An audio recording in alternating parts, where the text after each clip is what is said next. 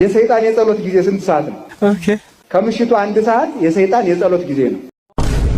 አጋንንት ተሰብስበው 1 ሰዓት ላይ ለጸሎት ይሄዳሉ።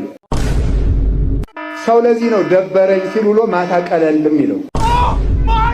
አሁን ብዙ ጊዜ የከተማ ሰው ወክ የሚለው ነገር አለ። ማታን የሚወጣ አጋንንቱ ስለሚወጡለት እኮ ነው። ይሄ ሰውዬ እየሄደ ከነሱ ጋራ ጆይን ያደርጋል። ሰዓቱን ጭምር ያውቃል ማለት ነው። በነገራችን ላይ እነዚህ ሰዎች እኮ አጋንንት ይስባሉ። እንዴት ሆኖ አስማት፣ ድግምት፣ ሟርት ይሰራሉ።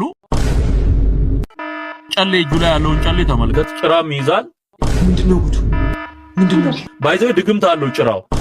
በጌታ ወየ ነገረበትን የሚባል ድግምት ይደገማል።